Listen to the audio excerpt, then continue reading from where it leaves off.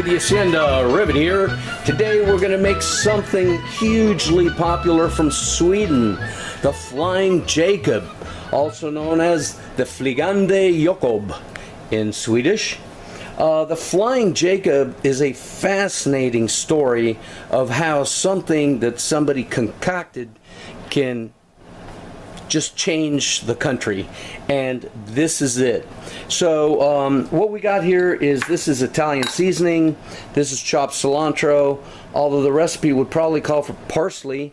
I don't have any, but cilantro it is. And given the nature of this recipe, the guy threw it all together from stuff he had in his fridge. Hey, any permutation is acceptable and possible. We got here Mexican salsa, dry roasted peanuts, heavy whipping cream, and a rotisserie chicken. We're going the cheaters route, pre-cooked chicken, so let's get going. The story behind this dish is like this. Back in the early 70s, there was a man called Ossi Jakobsson, and he worked for an air freight company. And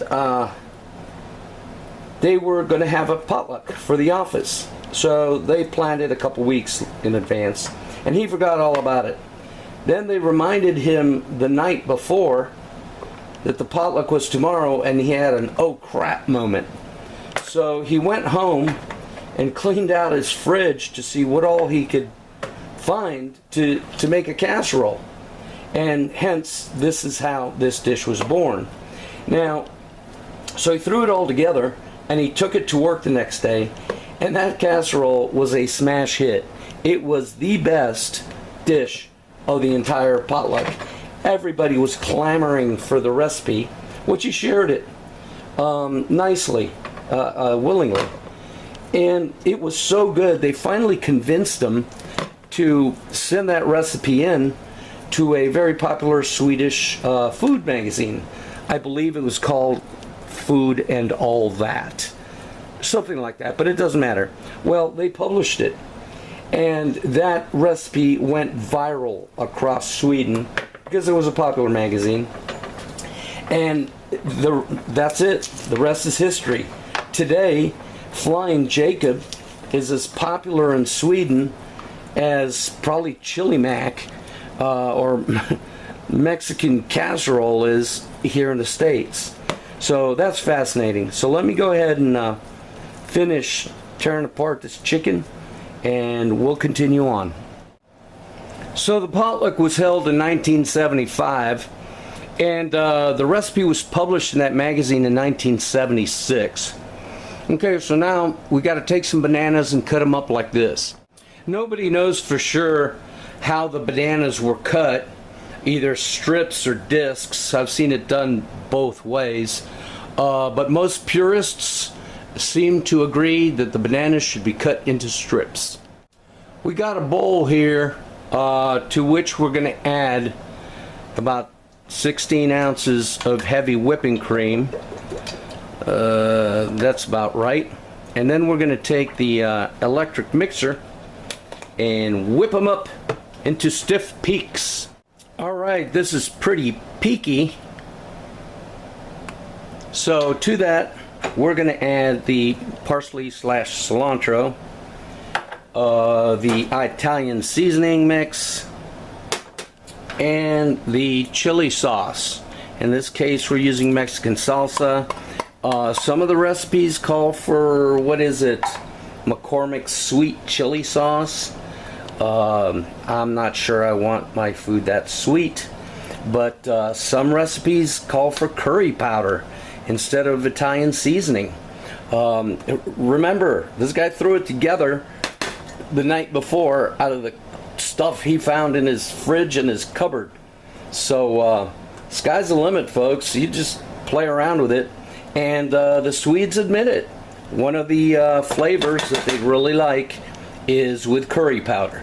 That is a very popular flavor, but the traditional, original one is with Italian seasoning.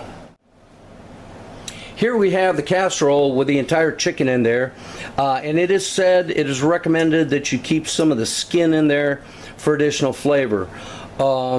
I don't know if Ossie used a rotisserie chicken or cooked his chicken from raw, but a lot of recipes cook their chicken from raw, and I saw one guy even barbecue his chicken chunks on a skewer, shish kebab style.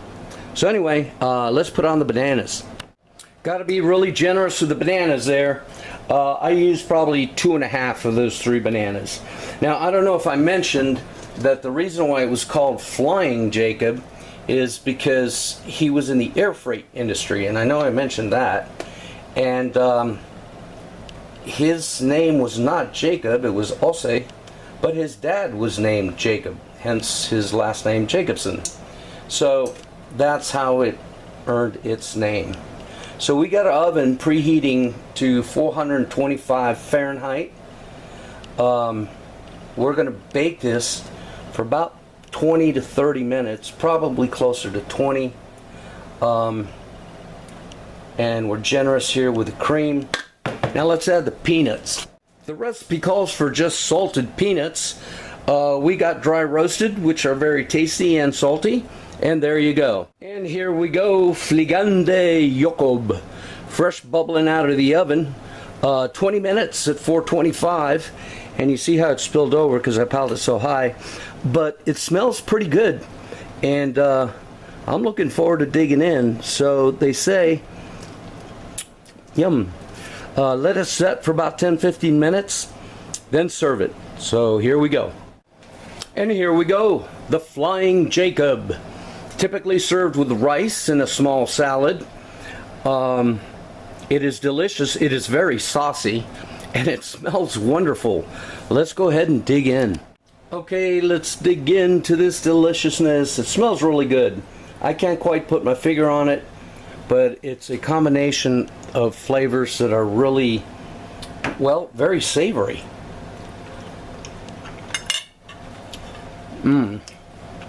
Okay. Right off the bat, a little sweetness from the banana, a little sharpness from the Mexican salsa, chili sauce, a lot of dairy creaminess from the whipping cream. So we got peanut, banana, and chicken on this bite. Let's go ahead and try that.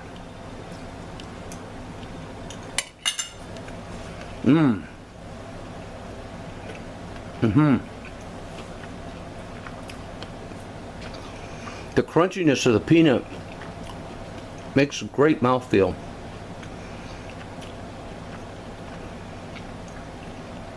Surprisingly,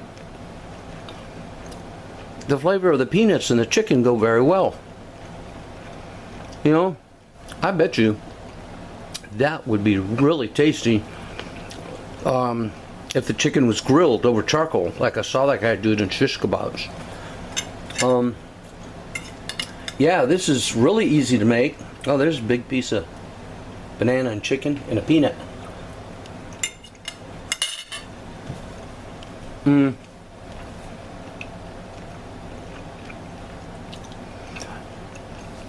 I can see how this is such a popular dish in Sweden. So simple to make, so frugal, tasty. Yeah, I mean, that is totally kid friendly. Pickiest of eaters would dive down into that, and I'd definitely make it again. Heck yeah. For the most expensive thing in there was that rotisserie chicken, and you can get them for cheap. That is really nice. I bet you once you put it in the fridge and bring it out the next day, it'll set up really nicely, and I bet you the flavors meld better. I gotta eat more. I'm gonna get some rice.